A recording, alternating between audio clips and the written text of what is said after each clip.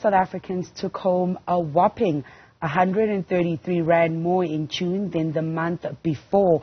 BankservAfrica's TakeHome Pay Index revealing a marginal increase in the average nominal pay of 14,506 Rands in June from 14,483 Rands in May. And joining us now to discuss this is independent economist Elize Kruger. Elize, thank you so much for your time. Let's start the conversation here. The findings are not very encouraging, Elize, as there is not much one can do with that extra 113 Rand or 133 Rand at the end of the month. Talk us through the findings of the latest index. Yes, it's really more a story of stabilization than of improvement. As you mentioned, it's really a marginal change from month to month.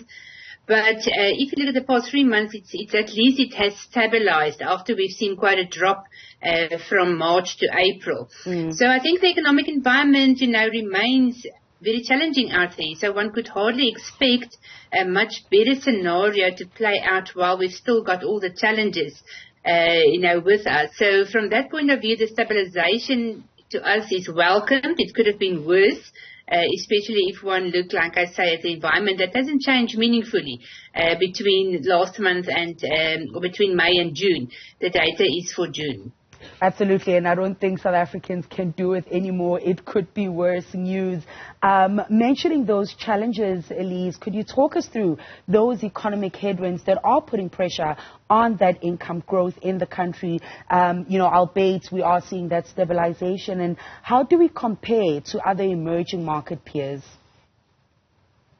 Yes, so if I could look at the economic challenges, I think first come to mind our ongoing load shedding. Because if you think about the companies in South Africa, how they are just struggling to deal with this load shedding, challenge, it's taking away money that could have been used for productive, projects, maybe for higher salary increases that are now channeled, to load shedding mitigation measures. And a lot of companies obviously struggle to keep doors open. They struggle with production costs. Everything is higher due to the fact that load shedding, need to be addressed, be it with generators or so on. So I think if you start at the layer of the companies, I think companies are struggling in South Africa to keep margins, high enough to keep doors open. So that is, from that point of view, it remains a dampening scenario for the job market. Yes, for the number of jobs, but also for the wage increases of those that do have jobs. And then if you look at the salary earners that have now had to deal with a very flat salary environment, the factors there that really impact is interest rates that has taken quite a bite out of the disposable income of salary earners and households.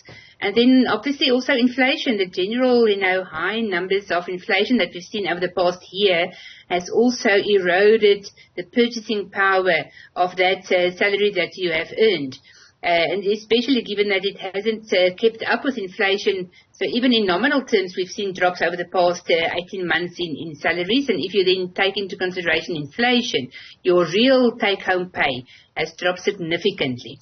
So that just means that, household salary earners have been under pressure and, had to deal with a lesser spending power of their salaries. And Elize, I think let's circle back to the first point that, we're seeing a stabilization, not necessarily an improvement. And if we take a look at that 133 Rand extra at the end of June, it is a month-on-month comparison. But when we do the annual comparison of June last year and June this year, it's 17 Rand, improvements in the income that South Africans took home. Talk us through what are the drivers of this fluctuation in income, and what do we read into that? Yes, basically flat compared to a year ago, really indicating that whatever the inflation rate would have been on the shelves, would have hit you in the sense that you did not get a salary that kept up with that with those increases. But I wanted to add that in the past couple of months, we actually had deep negative numbers on the year-on-year salary comparison. So the fact that it's now flat compared to June last year is actually a slight improvement because we actually had numbers in negative territory compared to a year ago. So yes, this is really, I would say, if you think about the economy in the past year, especially since third quarter, fourth quarter last year, we had a huge challenge in terms of load shedding that has started to impact just more and more on the economy. It's almost like a cumulative effect. Not only that, but then you add the high interest rates, you add the high inflation, and it all sort of added up to keep the economy under pressure and therefore also the wage environment. And Elize, before I let you go, are South Africans worse off than we were during the COVID-19 pandemic? And just as we look forward to the next maybe 18 months or so, what are the remedies to really stretch our incomes a little bit further? Yes, I think at the moment we're actually indeed worse off compared to pre-COVID. In the COVID year, we have seen the drop started to come through, but if you compare to pre-COVID, we're definitely below those levels. So yes, it's a hard spot for South Africa at the moment.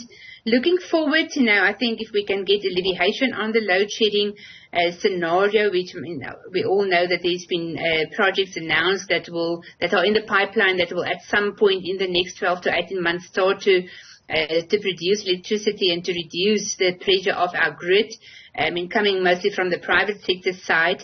That will already go a long way to alleviate the pressures on the economy. Just when we saw in June this past month that we did get lower levels of load shedding, there was suddenly a bit of an uptick in the economic activity. So I think it would really make a huge impact if we do see a meaningful change in our electricity generation scenario. So that's the first thing. And then, looking forward in terms of interest rates, I do believe that we have reached the upper level for South Africa. That we could, from this point in time, just see a stable scenario on the rates before we hopefully could see a drop maybe towards the latter part of next year. So that will alleviate somewhat. And then on inflation as well, looking at an average this year of about 6%, looking at an average next year of about 5%. So that erosion should moderate somewhat into next year. And again, it will be a cumulative effect. Not one of the single factors will make the scenario notably better. But if we can get like we now see the cumulative negative, if we can get a cumulative positive impact of these factors into next year, it could look quite a bit better. Elize, thank you so much for chatting to us and for your time. That was Elize Kruger, who is an independent economist.